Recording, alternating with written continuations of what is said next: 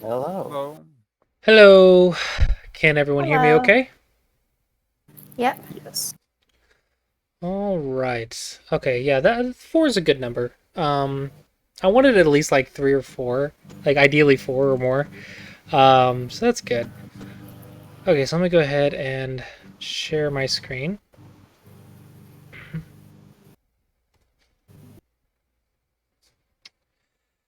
All right, can everyone see what I'm doing?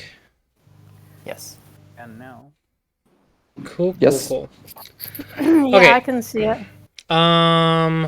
Gonsex, what's your rank again? On 19 board, I'm around 13, 12. Sweet. Double digit Q. All right. Yes. Because I'm gonna have to go over some double digit Q material for this lecture part, and so I wanted someone to be able to benefit from it. Okay, so starting out, for this month we talked about how, or I did mention last month that I wanted this month to be about how to choose Joseki choices. And one thing I think is very, very important that I see many people do way too often is they pick a Joseki that they are comfortable with and just do that one. And I really want to encourage you not to do that. I want you to think about what are my Joseki options and what works on this board. What Joseki looks good on this board.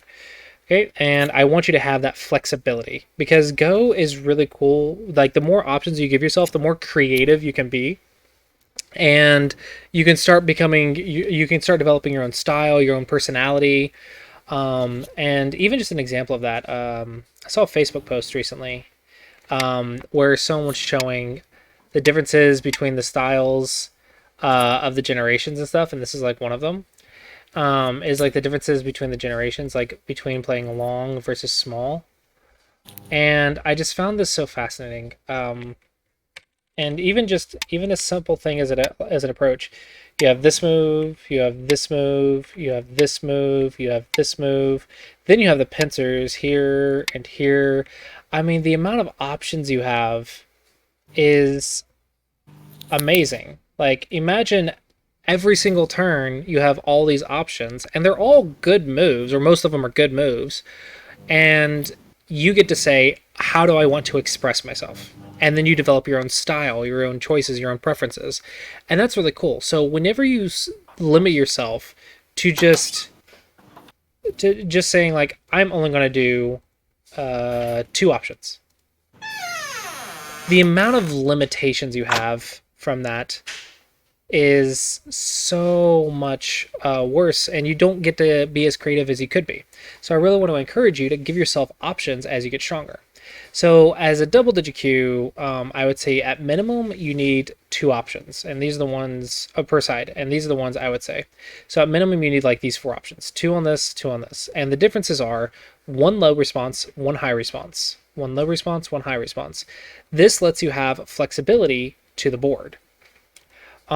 So when you're thinking about like what should I do, you want to think about, okay, which side is the open side, A or B?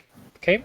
Once you decide that, you say, okay, then what line do I want? Do I want high or low, or sorry, high or low, or do I want high or low, right?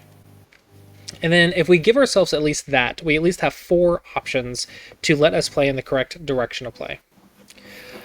And I actually want to show you guys something very interesting that I experienced today while just playing Go with my wife, who I was trying to, lecture past out of the double digit cues. We came up with some creative Josekis ourselves, just playing while we had lunch. And one of the things I got her to do is I got her out of her comfort zone and made her pincer. And she's now learning the pincer because she's always wanting to do this move. Like, she always wants to do this one. She never wants the pincer. So I got her out of her comfort zone and got her to pincer. And she said she doesn't know what to expect. And I told her, for starting out, just learn white goes into 3-3. Just start with there. Like, just start with that. Okay? And then I showed her this Joseki and taught her the Nobi, which she remembered, and I was quite proud. And I taught her this one, and she actually connects here, so but it's fine. And I taught her this one. And this, I said, is good when you have the open side. So, for example, let's say we have a position, blah, blah, blah. Well, let's say I do this, and then your opponent approaches here. Well, the open side is now the bottom side, not the right, because we already have an enclosure right there. So I told her to go right here when it's the open side. And then this one is good for consistency and direction.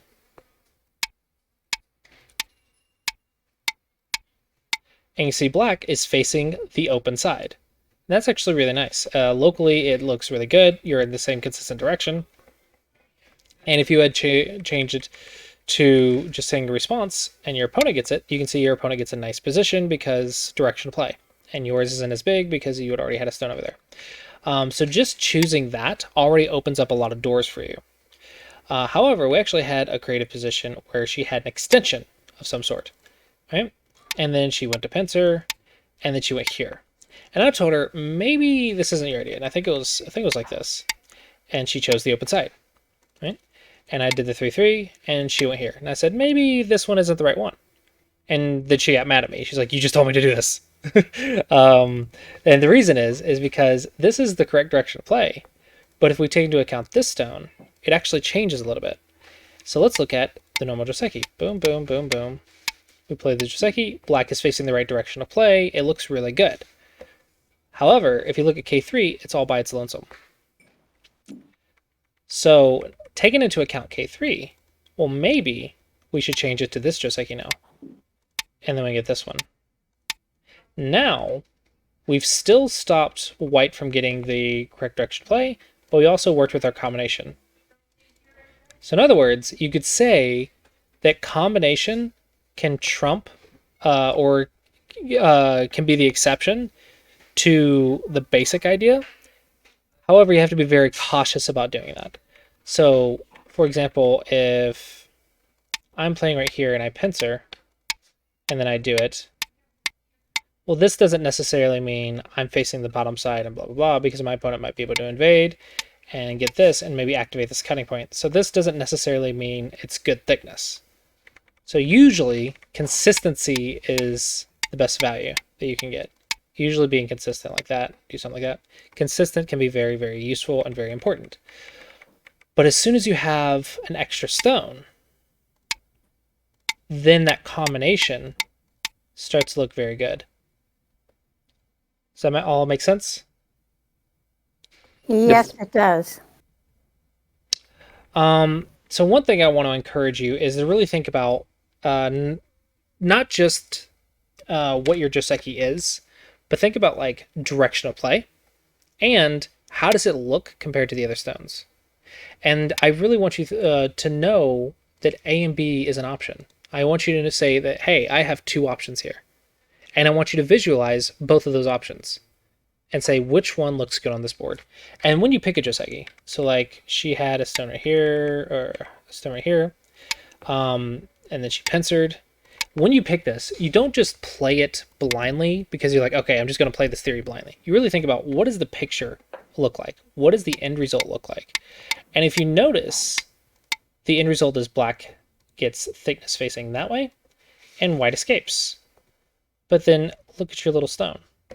So you followed the Clossi approach, you followed the direction of play, but all of a sudden you have a bad stone. That's because if you follow things blindly, it doesn't necessarily mean that it's the correct thing if you don't give yourself the options. In other words, if you have two options here, you can play the board. But if you only have one option, your play becomes very rigid, and then you can't adjust to change in the position. Does that all make sense? The only Yes. thing I would add would, I think you shouldn't call that a dead stone. What do you mean, dead stone? You kept saying that K3 was a dead stone. Did I say dead stone? I thought you said dead. So I was saying that probably would be confusing. I think you say that some, to be honest. That's what I understood at least. Oh, okay. You know. I have a hearing problem, so No worries. Sorry about that. Basically, this stone is damaged. Not, I won't say dead. I would say damaged. It's not efficient. It's not as effective. It's all by its lonesome. So you have to be very cautious about picking Josekis that are not flexible to the board. picking Josekis that don't work with the board. So if you don't give yourself options with Josekis, then you're not going to be able to play the board. You're going to be playing the theories, and the theories are good and right most of the time, but there are positions where they're not right. All right. So now, going along that line, I actually want to show you a really cool thing that my wife did. She played here, and I loved it. I love this move. Why do I love it? Because even though it's the wrong move, it shows a correct understanding of what you're doing. Okay? Additionally, I played the same Joseki against her, and she went here. This is, again, shows the correct understanding of what you're doing. So let's think about, what does that mean? Okay? So, if you just study Joseki, you're like, oh, this one's obviously better. I'm going to play this one. Well, why? Why are you playing this one? Well, you need to understand... Excuse me, trying to find a burp here. You need to understand that what you're doing is you're fixing a cutting point. If you ignore, and we talked about this last month as well, can you ignore, can you ignore, can you ignore? If you ignore, there's a cut right there. And then your corner dies. And even if you wanted to say the corner was big or whatever, you could say, I could kill the outside, I could cut off the outside. So there is a cutting point for white. So you're like, oh, there's a cutting point. I need to fix that. Well, what's your first instinct to fix? It's here. So that means you understand there's a cutting point. I'm going to fix it. Okay, so what does this move mean? Well, this move takes it a step further. This says, there's a cutting point. I'm going to fix it, but I'm going to fix it in a way that gives me a monkey jump. So, yeah, clearly better, but she didn't know what the Joseki was. And she flaked here. I'm like, awesome, you understand what's happening. Cool. And so that was more important, because this move will be easier to remember if you understand why you play it. So you understand, I'm fixing a cutting point, but I'm doing so in a way that gives me a monkey jump. So it's easy to understand and remember this move because you understand the meaning. Okay? But what about this one? Everyone plays this one. Okay? But as soon as you do something else, like I've seen students play here. Well, why would you play that one? Why would you play that one? Why would you play that one? Why would you even play there at all? Well, what are you trying to do? Well, white can escape right here, and my stone's cut off. So I'm trying to surround and connect to my stones. So what did she do? She played this move. That does that quite well, actually. There's one cutting point, and she can make a base and then fight with these two stones. I think that's very valid. And the cool thing is this is actually a pro move. It's been seen in pro games, maybe not recently, but this has been seen in pro games. I mean, it just makes sense as an option to do. However, this one, a lot of people play. And I'm also guilty of this because I played this for many years. And you don't really consider this one very much. You played here. And while doing this, I'm like, well, this shape is just a better for your movement in the center. Why is it better? Well, because this cut doesn't work. And this cut is only one cut, but black's position's a little bit better. And that cut's just a ladder. So you can see, actually, it's a little bit better shape than just this one for black. If you compare that one to here. Potentially a little bit better shape. However, the purpose or the meaning, the why, is still there. Even if it's not the best move, the why are you playing here is still there, and she's answering it correctly. And that's why I really liked it. I really liked what I saw, because, hey, this is actually the correct reason for this move, even if it's not the best move. So it's better than if you had just memorized the Joseki and played a Joseki blindly, even though you don't even understand what's going on. So now I'm going to show you another example. How many of you know this Joseki? I do. Yep. Everyone know this one? I've seen it. Not super familiar with it. Yeah, so this is one of the, before AI, this was pretty much played every single game. This was played exclusively this way, pretty much. And it's a very, very, very common Joseki. And I also talk about, I made a video about why this is the worst Joseki that everyone plays. And why do I say that? Because the AI says this Joseki is good like 90% of the time. You can just, if they high approach, you can just do this Joseki and it's fine. And it's good for you. Like 90% of the time. Why do I hate that? Because like I said at the start of the lecture, where's your opinion? Where's your style? Where's your choices? Where's your flexibility? And you're like, but this is right 90% of the time, so why wouldn't I do it? Why wouldn't you do it? Because if you don't understand why you play it, then what happens when your opponent goes here? And I cannot tell you how many of my students fall apart to this move. And let's going to another example.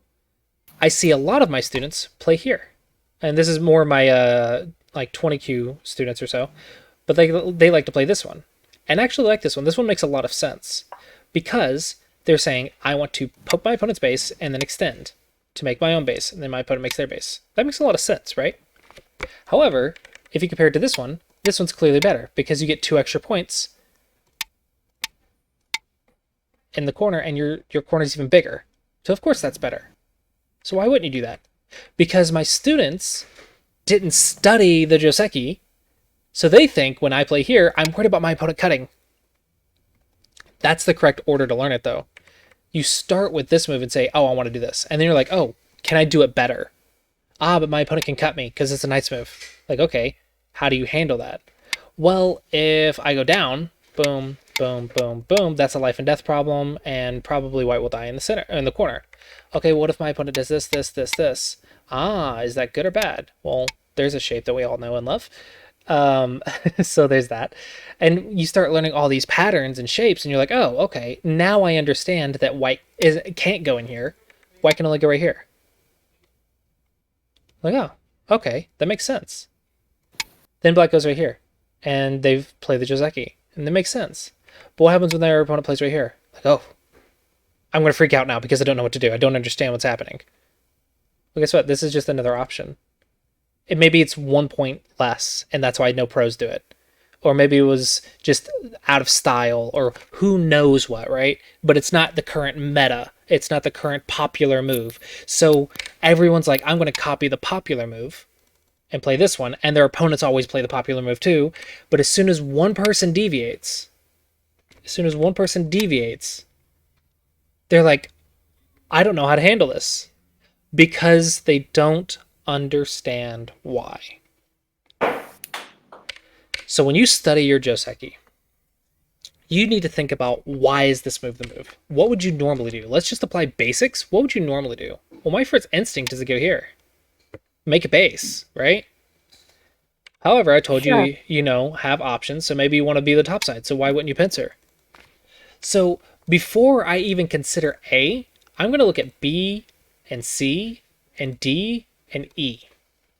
A is not going to be my first instinct. I would not learn that first. A is the move that, like, oh, it works a lot of the time, and almost every opponent that you play is going to respond correctly to it because everyone knows this one. Well, guess what? Everyone knew the 3-3 invasion too. Everyone knew this is the 3-3 Joseki. Everyone knew it. Everyone played it. This happened every time. Everyone knows this Joseki. Everyone knows this is good for white if you do it in the opening. And then along comes this robot. It says, what is wrong with all of you? Why are you giving white a tiger's mouth? Oh, hey, if you don't give white that tiger's mouth, guess what? It's not bad for you to do, like, on move 3, right? You don't have to worry about it. Just don't give white the blasted tiger's mouth and you're good. Oh, why are you playing this Hane and not the double Hane? That's just clearly better. Why would you ever Nobi? If you're going to do that, you should just do this and take Sente. So the AI just came along and said, what in the world are you doing? And why is that? Because everyone thought this was the way to play. Everyone thought this is what you do, and everyone just copied it and never questioned it. So, and one thing you have to watch out for is, like, I'm guilty of this as a teacher, is What if the student asked, why do I play here? Well, I would say, back in the day, I would say, well, because you need life. Because if you don't, there's a lot of, there's extra forcing moves. So of course you don't want to do that. You just lose 2 points or like 4 points for no good reason. Why would you let black have it? It's double Sente. Why would you not? Well, if you think about it this way, yes, white got those points, but black also got a tiger's mouth. What's more valuable? Right? You get to ask those questions. And so that's why I'm like, why are you playing this move? This is limiting your ability to learn the game. And that's why I made a whole video over this is the worst move that everyone plays. Why is it the worst move? Because it's so good that that everyone doesn't bother to learn the other stuff. Yes, this is a good move. Yes, you should learn this move. Yes, you should be able to play this move.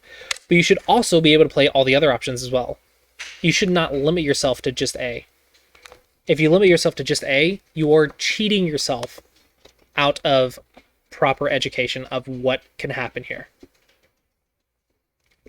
And as soon as one move changes because you cheated yourself out of the learning, as soon as one move changes, you freak out. You're like, I don't know what to do. And then all of a sudden this happens. I didn't know what to do. I'm just going to settle. Well, why did that happen? Because you didn't understand what's happening. You don't understand the life and death in the corner. You don't understand that it's okay if your opponent gets life in the corner. If you get all this thickness, like, that's not bad. Guess what else? Anyone ever seen this move? Why isn't this Joseki?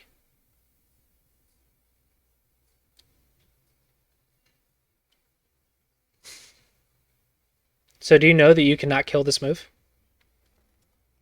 Oh. I've seen it once or twice, but just you make like 2 points in the corner in black. It's a massive wall. Yes. So funny enough, back when the Yahoo Go server was a thing, it's not anymore. But this is about like 10 years ago or something.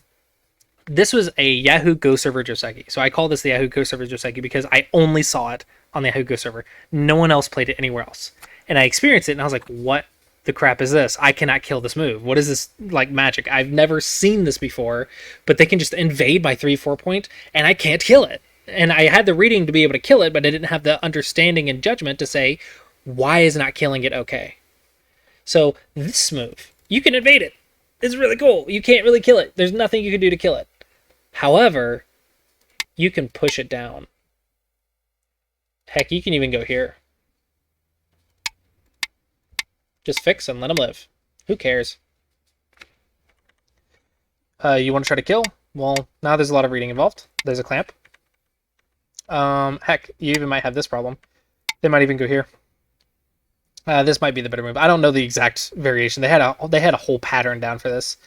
There's some stupid pattern. They had a whole pattern. But you can actually just let it live. Let it live. And they're like, oh, I'm alive. Okay. I lived in Sente. Okay. What if I just change it? I'll just go here. Maybe something like this. I don't know. And then maybe you're like, oh, but now I have Sente. But you have cutting points. Haha. Is this good or bad for white? It's really hard to say, right? You have to look at a bunch of other stones on the board, but it doesn't look that great for white. White is super small. But you can see, even just this Hane, white has this move. White has the cut to read if there's surrounding stones. There's a clamp. There's this move. There's this move. Like, there's a lot to read here. And then, even if you don't like the Hane, you have this move. Okay, but haha, I have all these moves, and now I have such good life, and maybe I even cut and take Sente. Well, guess what? On some positions, that might be good. On some positions, it might be bad. So this one, you can literally just walk. That's already good for you. Because compare that to the 3-3.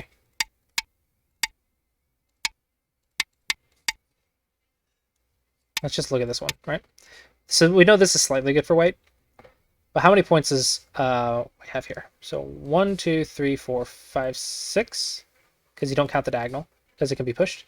So 1, 2, 3, 4, 5, 6. How many points does black have? 1, 2, 3, 4, 5, 6, 7, 8. Okay, now let's look at the thickness. 1, 2, 3, 4, 5, 6, 7, 8, 9, 10. 1, 2, 3, 4, 5, 6, 7, 8, 9. Hold on, I lost count. Okay, 2, 4, 6, 8, 10, 12. Okay. So there's 2 more points for this one, which is probably because of that. So maybe that's a bad example. So 6 and doot doot doot doot doot and doot doot doot doot 2, 4, 6, 7. But doot. Should I not bring up anything that might be more advanced? Like what do you mean? Well, there's situations where this is the common theory is that this is good for black. But since that corner Right here? was yes, Yes. this is but since that corner was completely blacks and white being playing there, actually with the Aji and everything else involved, some modern theory in some positions. I'm not sure it's this particular one, but in some modern positions, it's considered very strictly that it is good for white because it limited that error. It was literally it was all blacks, so you took to add all the stones plus all the points to the count, so you end up with a situation where it could be still better for white. Okay. That can be true, yeah. So usually, the thickness is much more valuable because they already have more points locally and they have influence for the rest of the board. So usually it's more valuable. And this is like the best case scenario for white. Because this is the one where I don't Hane. And this is the best case scenario. So imagine like I Hane and like let you live. So or what was it? It was here. And I just let you live. And compare that to the 3/3. Because this is like this is probably what you can do just to immediately punish. Tiger's Mouth. Both players got Sente. So if this one is considered good for white, this one has to be considered good for black. Because look at this, and then the Tiger's Mouth and the Tiger's Mouth. And if the other Tiger's Mouth better, you just fix that one instead. But like, if this one's considered good for white, this one has to be good for black. But like you said, sometimes invading a corner is good. So sometimes that can be good. But I also have the option to kick you out and chase you. So you can play the board and be pretty flexible. The point is, this move is not normal. This move is not a consideration. But as soon as it's played, if you don't understand how to play a corner position, you are going to lose this area with no contest. If you don't understand when your opponent plays something weird, if you don't understand how corners work or how Josekis work or why you play certain moves over other moves, then as soon as your opponent plays something unconventional, you're going to fall apart. So you need to understand why. But going back to your argument, so we can actually pull up zbeduk.com. Let's actually look at that and let's think that through. And that's one thing about letting people join the class live is you can ask questions like that. And we can actually we can analyze it. So we're going to connect Catago. All right, so we're going to play doot, and then boop, and then boop, and then boop, and then boop. And now we're going to analyze this. Okay, so these are the two options, right? And then it looks like white is up by 0.5. Does everyone agree? Oh, actually, for the recording, I'm going to do this. Because I didn't have a zbedux scene. Okay, so let me actually see if I can make this bigger. That is not what I wanted to happen. It's the opposite of what I wanted. Okay, so let's look at this one. What if I play here? What does it think? Looks like black's up by 2 points. So it's a 2.5 point mistake. Okay, now let's just play the optimum move. We saw this one as well. It's saying to give it up. It's to just give it up. It's not even worth it. But no, let's invest. Let's invest. We lost another point, so this is a black up by 3 points now. And it says to jump, so that's actually interesting. I expected the Hane. Oh wow. So this is actually minus 2 points. So this is why it's fun to study things with AI sometimes. Sometimes it's just too complicated. Let's look at what it thinks about my result. That's a mistake. That's the correct one. That's a mistake. All right, just looking at the result that I had. Just looking at this one. Black's up by 5.5. So 5.5 to 6 points, 6.5, something like that. It's bouncing around. So that is what? 7-point mistake for white. So white lost 7 points with the sequence. And I was playing the wrong moves, right? So and white lost 7 points. So even the ones that we just looked at, this result is super good for black. And this is the old stuff. Now imagine you just jump like the AI wants. So you extend. Okay. Jump, which is the shoulder hit pattern that we should know. Okay. Here you see it's actually remaining pretty steady right here. Okay, I don't think a lot of people would peep here. Let's see. I would probably be trying to do something over here. You can see is almost 4-point. It's almost a 4-point mistake. So I go here and then watch. It's about to jump. Boop. Boop. Look at that. As soon as I play what the internet would play, what your opponents would play, that are not AI, I just lose value. So you can see how quickly that just deteriorates. I think most people would connect. So you can see white is actually trying to devalue this wall, devalue this thickness. So I think you could make an argument for this because at some point in the game, but I think even with the AI that likes invasion and stuff like this, you can see that the thickness, even if you played it perfectly, is still good for black by a couple points. And if you played imperfectly, which most people will, you can see black takes a very quick lead. So you compare this to the AI plays it perfectly, black's ahead by a couple points. Whereas we played it imperfectly, black was ahead by a lot of points. So yeah. However, with that being said, maybe there are some rare scenarios where this is the right move. How will you ever identify that, though, if you don't even know how to handle a situation? You know, like middle game invasions. You need to be flexible with that. I think and today I talked about how this shape was a bad shape. Well, let me go back to the demo board, actually. I talked about how this shape was a bad shape because we actually saw that there was thickness on both sides. And because there was thickness on both sides, you had this forcing move, you had this forcing move, and then you had this. So even though conventionally those two are really bad, and likely not even common for a player to think about if you have never seen that type of idea before, but all of a sudden it creates this very nice combination for almost immediate life. And then if you're even more clever, sometimes you can threaten a cutting point. Like, oh, I'm going to do that, and then cut. And now you might die. But how can you come up with these moves on your own? How do geniuses come up with these Tesujis or these variations or these forcing moves? It's because they understand what is happening. They understand what is happening, and they understand what is possible. And they also understand that the moves that are not possible because of a certain reason. And when that reason is defied, then that move becomes possible again and becomes an option in their head again. However, if you are so strict on the theories, which the theories are your shortcuts, but eventually you want to learn like why they are correct.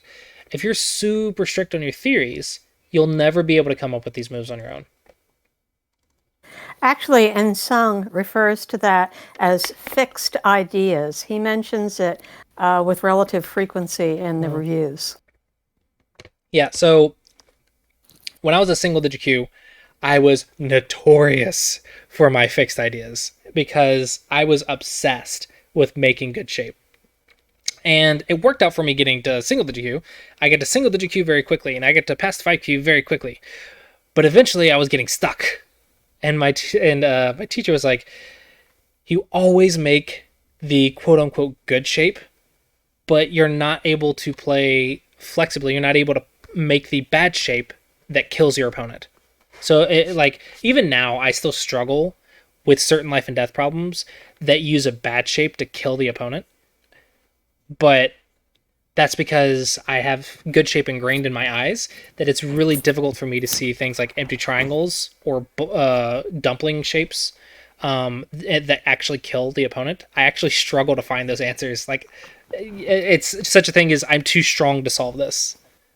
Like, I can't solve it because my eyes are too strong. I can't see the bad stuff. But sometimes that bad stuff is the answer.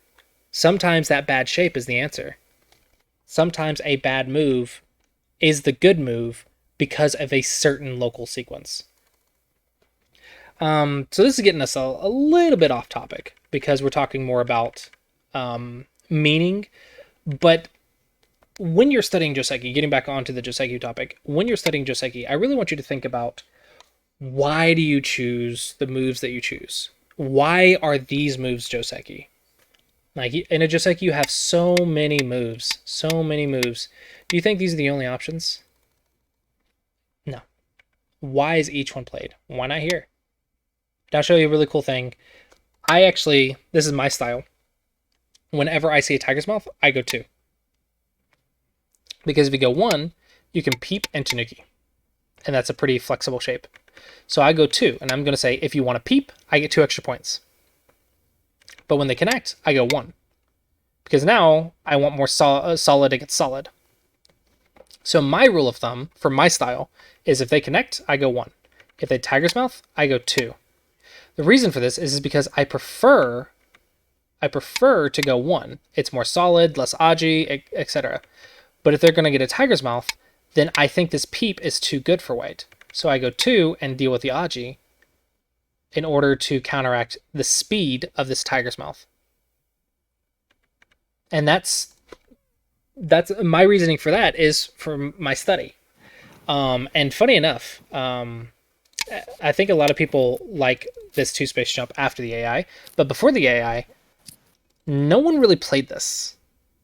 And no one in the amateur level really played this. But when we were in Korea, this is before the AI, we saw some pros experimenting with this 2-space jump, and all of us amateur Dom players were like, we've been lied to this whole time.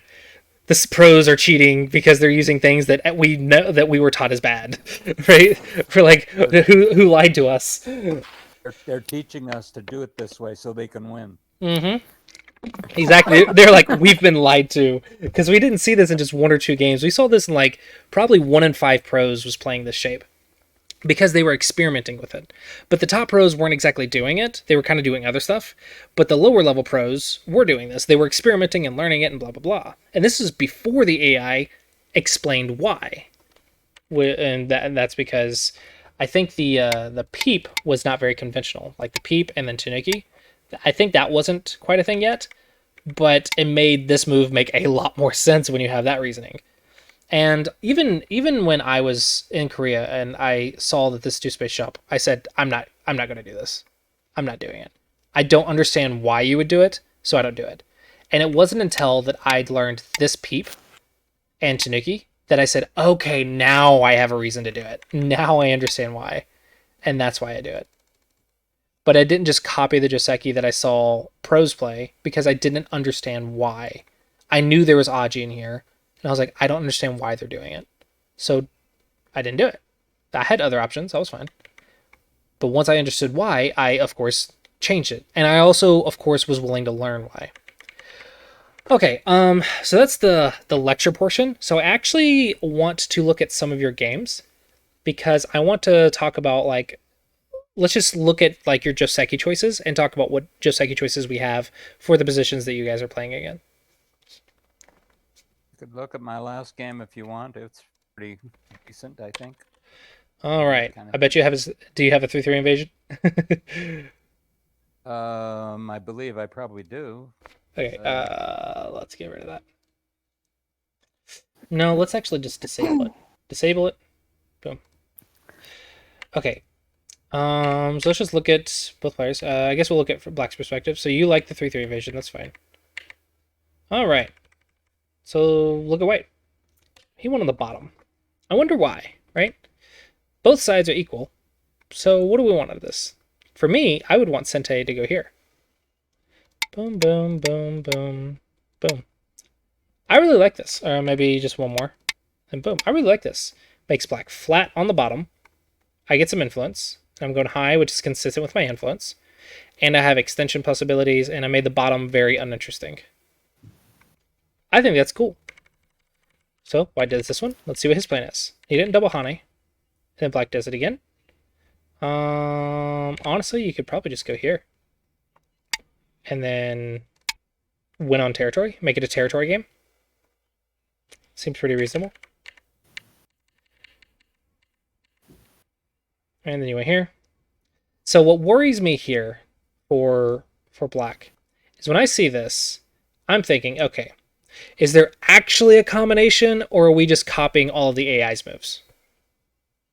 Are we actually thinking about this is the type of game I'm wanting to play? Or are you just copying the AI's moves? So what future do you think is going to happen from this board position? My belief was that White is going to try to go something like R. You're hearing me, all right? Yeah. Okay. White is going to do something like R14, and then I end up with some fourth line territory, and by somewhere along the line, I want to play R8 or R9. Okay. Are you thinking a territory game or a Melio game? Territory. Okay. So what's wrong with low? If you want territory. What? What's wrong with low if you want territory? Right? Because I can get fourth line territory and fourth line is influence, not territory. well, I don't. You can end up with 3 points for every move along the fourth line, that kind of thing. Yes, but if you get that and your opponent doesn't get something as well, then you're just gonna win. Like it's too optimistic to think that you're gonna get something so great. Does that make sense? The fourth line territory is too good to expect yourself to get it. Your opponent's gonna stop it somehow, or get something of equal or greater value. Aren't you kind of inviting him to do that? Just that? You said inviting. Inviting Yeah. is an influence. So like this, you invite your opponent in so you can attack. You invite your opponent in so you can do something. That is influence. That's not territory. Okay. Territory is saying, I'm going to get points and you can't have them. You cannot go in. So it's not inviting. It's actually the opposite of inviting. You're saying you will not get in here. That's territory. Right. So it's making a statement. So what gets me here is you are making a statement of fourth line on the right side, but you're making a statement of territory on the left. Now, again, I'm not saying this is bad, but I want you to think about these things when you choose your Joseki. So what you're doing could be completely reasonable. But if you don't think about this and you just play it, then you could have an unrealistic expectation of what's going to happen, or unrealistic expectation of the board. So if it was me, I'd be thinking I'm either going to make some territory, or I'm going to force my opponent into an influence game, and then I'm going to counter the influence. So my opponent has a lot of difficulty making points. That's another strategy. That's another approach to it. Right? So I actually reviewed a pro game with another pro. There was a pro commentary, and I was the guest. And one thing that I saw was really cool that she explained to me was there is a pro that was invading another pro. And I was like, I don't understand why he's doing this. He has a lot of territory. He had previously made a lot of moves that made influence, and now he's playing an invasion. So I was like, I don't understand why he's doing this, because he has influence. Why would he invade, which is going to give his opponent influence to counter his? Then it just didn't make sense to me. And she explained, he has a territorial lead. So he made the influence in advance so he could invade these points and take away the points and have a territorial lead, but his opponent will get influence for it. So he made the influence to counter his opponent's influence that he was going to force his opponent to create because he was going to win on territory. Like that. And I was like, holy crap, what? It's like, you could do that? The amount of layers that went into the thinking in that game was incredible. And I was like, oh, I've never considered using invasions to force my opponent to make influence that I have already made influence to counter. Like, I never thought about using influence to counter the influence I was going to give. Like, it was a multi-layered understanding and strategy, and I was like, that's incredible. I've never considered using influence like that. I've considered using influence to like make stuff. I've considered using influence to reduce stuff. I've considered using influence to help attack and defense, but I've never considered using influence to counter non-existent influence. And it was such a cool idea. And that's what I'm kind of getting at here is when you're choosing this Joseki or this Joseki, you need to understand, one, you get territory, your opponent gets influence. And two, what is your future plan for dealing with that influence? Like, is that okay? Are you looking to play an invasion type game? Are you going to play an aggressive type game? And you can think about these when you're like studying opening and stuff. What happens typically in these positions? Like, oh, I'm really, like, maybe say, for example, I'm really bad at invading. Then why the heck are you giving your opponent a Moyo, right? Or let's say I want to learn invading, so I'm going to give my opponent a Moyo so I can practice my invasions. That's smart. Yeah, do it, right? It's just understanding what game is going to happen from these Joseki choices. Does that make sense? Yeah. So in another way, this is more for the stronger players. But let's say you want to teach someone. Have you ever thought about what Joseki choices you are making happen?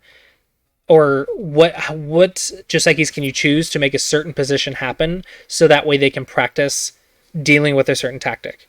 Have you ever tried to teach someone, you say, okay, you're bad at invasions, so I'm going to make a Moyo and you're going to invade me, and you're going to practice this. Or you're bad at dealing with invasions, so I'm going to force you to make a Moyo, and then I'm going to invade you and you're going to practice this. So as a teacher, you can actually do this. And that's actually one good thing is being a teacher gives you practice in unconventional play because you're trying to actually do things that are out of your comfort zone. You're not trying to win. You're trying to make something happen. So if you ever teach someone, that could be a great way. You could actually change your Josekis depending on the student. Right. Right?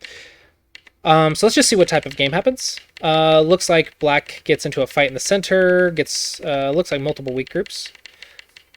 Okay, and so you can see there's a fight in the center. Okay. So it looks like black played territory and then went into two with the Moyo. Okay, and maybe you shouldn't have gotten cut, but that's a game review at that point. So we're not going to worry about that. But you can see, okay, there was a fight in the center for white's Moyo. Okay, and then just remember that, and as you gain experience, you'll see lots of patterns, lots of plays, lots of different things. And you can say, okay, this is the type of game I expect to happen from this type of position. And then eventually, once you expect that, you can say, I'm going to choose this Joseki to get this position for this type of game.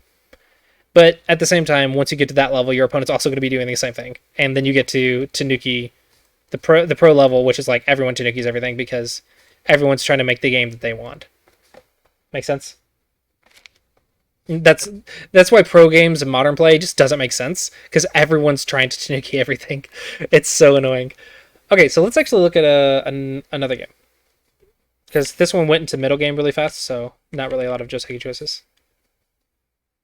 Anyone have any other games? I have one that could be interesting. I feel bad putting one that I won, but I feel like it could be a good example. It's a Okay. 3Q versus a 4Q. Is it Red Nor account? Yes, so we just posted in the Discord, so you want to find it. It's the last one I played. Latest one? Yep. All right. We don't need AI just yet. Okay, we have an opening.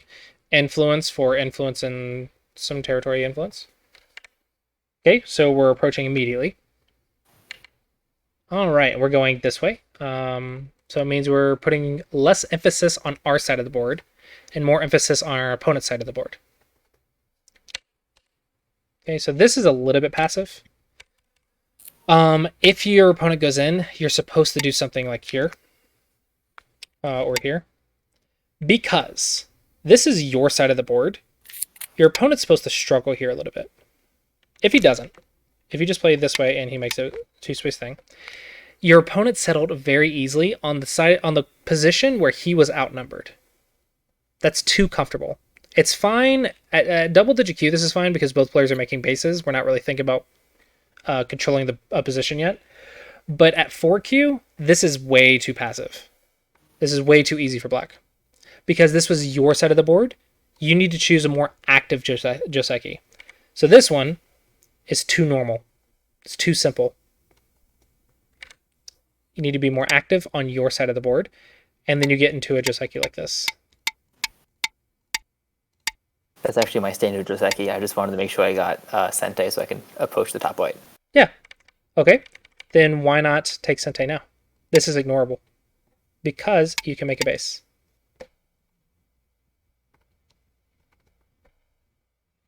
Or even better, why not ignore right now? This is also ignorable.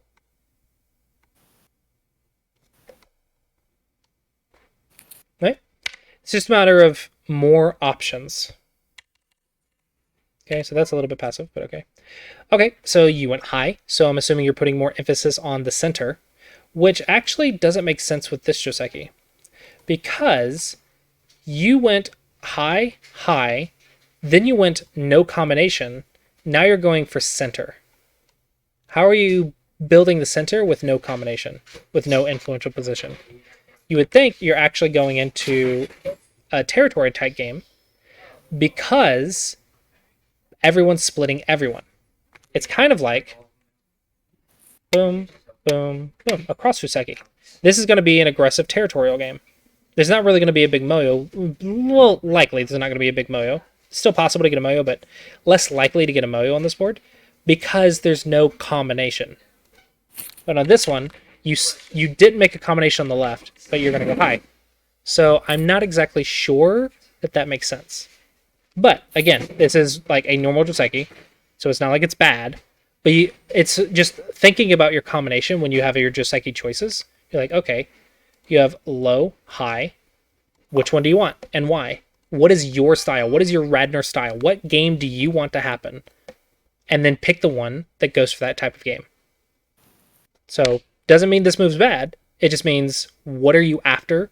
And if you don't know, then it's just too normal. It's too simple. It's not a combination. It's not a plan. It's not a strategy. It's just I'm going to approach, and that's unfortunately just going to be not good enough at the higher levels. Well, I say that, but there's some dons that do that too. So okay, so now we're doing this, and black is doing some insane crap. So black doesn't know Joseki. Okay, so from this opening, you know what I expect? I expect black to not have very good shape at all, but black's going to probably be good at fighting. Usually when your opponent doesn't have book knowledge, but they're the same level as you, they're going to have better fighting than you. So if you have more book knowledge or theoretical knowledge than your opponent, but they're the same level, then that means they have to be good at something. So you would expect them to be good at fighting. So I'm going to expect black to be good at fighting. And guess what? We've already messed up. Because this is no combination game, which leads to fighting, and our opponent's a fighter. Fudge. This is already going in our opponent's favor. In theory, right? In theory. But you can start thinking like that. You can start thinking like, what's the combination? Okay, so you want to go here. This is possible. This is breaking your opponent's combination. But what does it do? It leads to a fight.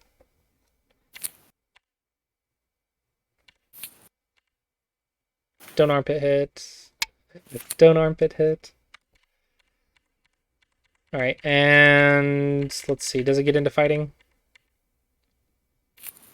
Yeah, this is a lot of fighting. You're gonna die. Oh no. Careful. Yeah. Does anyone see a Moyo on this board?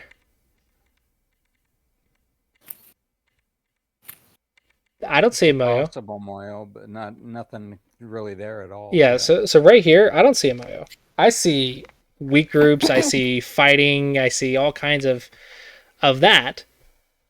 But I called that without... I've never seen this game before. But how could I tell that that's the type of game that was going to be played? Because I understand what's happening. This is what, 16 moves, and I already predicted the middle game? I can't see the future. I'm not a wizard. So how can I do that? It's because I understand what moves mean what. Make sense? I thought it was interesting that Black did not play R15. Would have been that what you were talking about earlier. Instead of he played M16. Yeah. Your opponent does something very unconventional. What do you do? Okay. Let's actually think about this. Well, We're white. Like the 90% of the people would sit there and do R15 because that's that Joseki. But your opponent doesn't do it, and now you're like, okay, I can't do the thing that I always do, so now I have to either go into my Joseki knowledge in my head, or I have to guess and figure it out from scratch. And you don't want to do that second thing. It's really, really hard to do that second thing. So you want to have Joseki knowledge. So I think Radnor knows enough Joseki knowledge that he found A, so that was pretty good. I also have B, and then I also get Tanuki, because technically this is so far away that it doesn't really hurt you. So I could literally just get right here, and I could fight that corner. I could go right here. But I was like, I'm going to start a fight. Well, I'm not afraid of fighting, though, so that's fine. I could go right here, and your opponent's like, oh, but I'm going to do that. Well, guess what? Now your stone's out of position. So guess what he has to do? He has to fight. And now I can start this type of idea. Like, maybe this happens. And actually, maybe I don't like this one. Maybe this stone's in a good spot now. Okay, can I choose something else? Maybe here. Here. Here. Here. Well, that stone's in a weird spot now. And then here. So I have to choose the Joseki that puts the stone in a weird spot, right? So it's just a matter of, like, don't just play Joseki, but actually read it out. What are your options? So boom. If it goes here, we saw that puts it. And I can visualize that. Like, I know we talked a lot about stone visualization. Well, there's also, like, Joseki visualization. Like, I can read this out and say, okay, that stone's going to be in a weird spot. This is good for me. So, as Black, I could also be like, that's going to be in a bad spot because that stone's weird. So I have to go in here. I don't even want to do that because that stone's too close. I have to go in. Like, this is, like, my only option. Because everything else puts that stone in a weird spot. And that's, I can do that because I can visualize how Josekis would play out. And then I don't just blitz this Joseki. Like, I know R15 is the move. Well, yeah, usually. But if I read it and I visualize it, if I'm in a tournament, there's no way I'm not going to visualize the result before I play my move. From the very first move, I'm going to visualize that result and say, okay, that's not what I want. That just doesn't work. So I don't think I would ever play this in tournament. Unless, if I did, it would be something like this to make the combination. I would picture this or something and say, okay, maybe that's good enough. But I would never play that. I would that would never happen on the board. Probably I would go here. Like, if I play this move, I'm probably going to go here because I'm in a fighting mood, and so this one sets up a confusing fight. So maybe if I'm like, I don't know, maybe if I wanted to sandbag someone or something, I might do an unconventional move like this to set it up.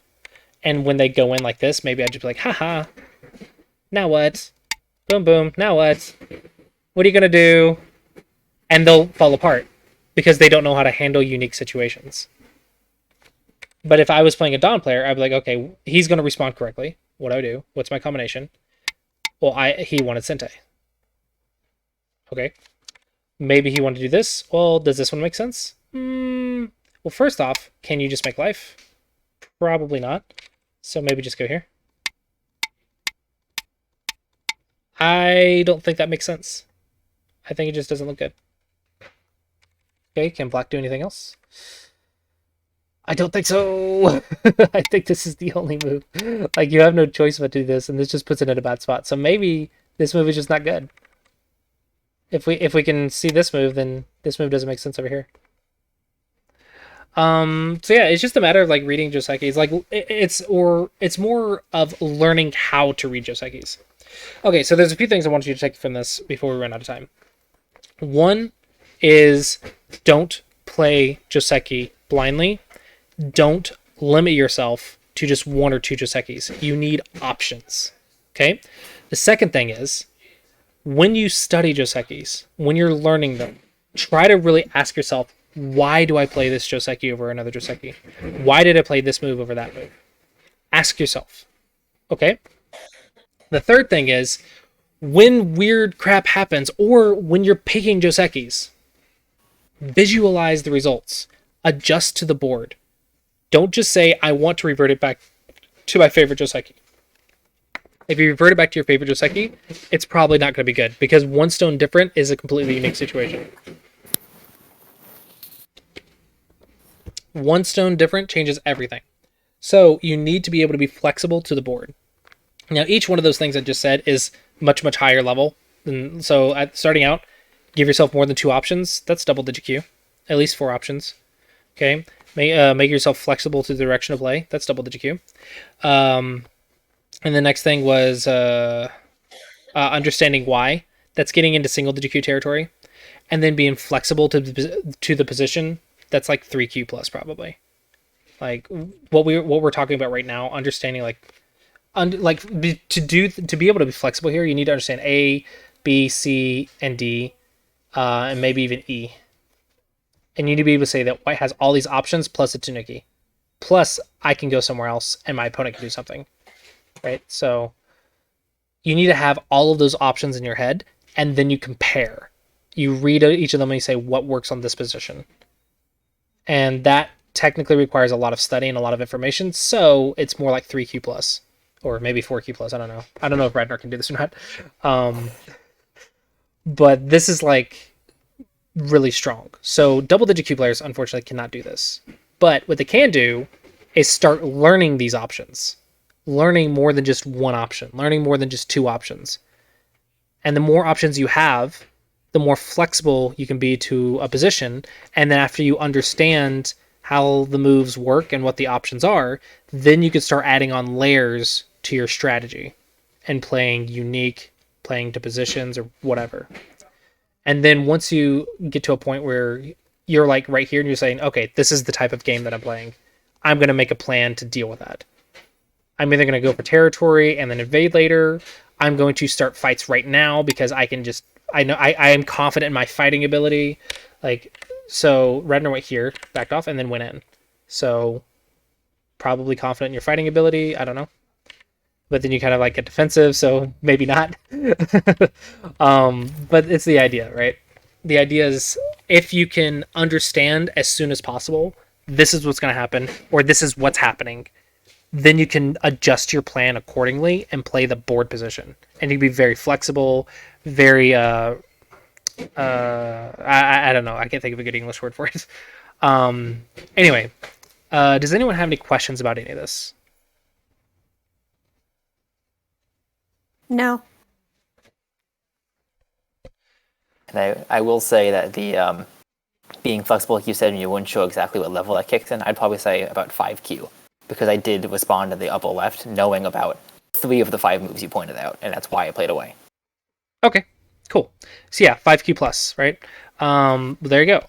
So before you get to 5Q, that means you need to have at least an idea of what Josekis are possible. So in other words, you need to know Josekis. And then from 5Q above, you need to start reading and visualizing the results and say which one works on this board. So getting to 5Q, learn Josekis. Don't memorize them, but learn them. I understand why. Give yourself more than just 2 options. Give yourself 6 to 10 options or something like that. And then say which ones are likely to work on this board, narrow it down, and then visualize and say, okay, what works on this board? And then that goes into judgment. And judgment is the hardest but strongest thing in this game. So if reading is the hardest skill, judgment is the hardest thing, because reading tells you what's going to happen. And if you know what's going to happen, then it's a matter of judgment to say this thing's better than that thing. And pros, pretty much, the difference between pros is their judgment. That's it. Pretty much, more or less. There is some reading things as well, especially because AI. And you know what AI is really good at? Reading 50 moves down the road. You know what why AI's judgment is so good? because the AI doesn't use judgment. The AI uses reading, and AI can read 50 to 70 moves in the future and say, this is what's going to happen. So the judgment's actually quite easy. If I could read as good as the AI, my judgment is probably good enough. If I could read 50 to 70 moves ahead perfectly, then my reading's good enough. Or my judgment's probably good enough. But the weaker you are, the less you can read, the more important judgment is. And it's why it's the hardest thing to improve. Because you have to understand what's going to happen. You have to be able to read at least some and say, this is what's going to happen. And you have to work with imperfect information, unlike the AI. The AI can just work with almost perfect information. Pros are insanely good at reading as well. And that's why they're so good. But judgment is really, really hard to improve. However, you cannot start working on judgment until you give yourself options. All right, so that will be it for this lecture. We actually covered more than I thought we would in an hour. So that's pretty good. So I think this will be a really good lecture to maybe save and review in the future, and just think about it. Just broaden your horizon with Josekis. But if you guys want, you can bring me Josekis next week for the next class and say, hey, what Joseki would you choose in this position? And I think having like a little Q&A session would be good, where you guys bring me games. You're like, hey, I didn't know what Joseki to choose here. What would you do? How would you approach the Joseki choices? And I think that actually might be good for next week, if you guys do it. If not, then I could probably come up with another topic to talk about, but we'll see what happens next week. But yeah, hopefully you guys enjoyed the lecture today. Thanks for the class. Yeah, thank you. Thank you. Have a good one. Thanks much. Bye.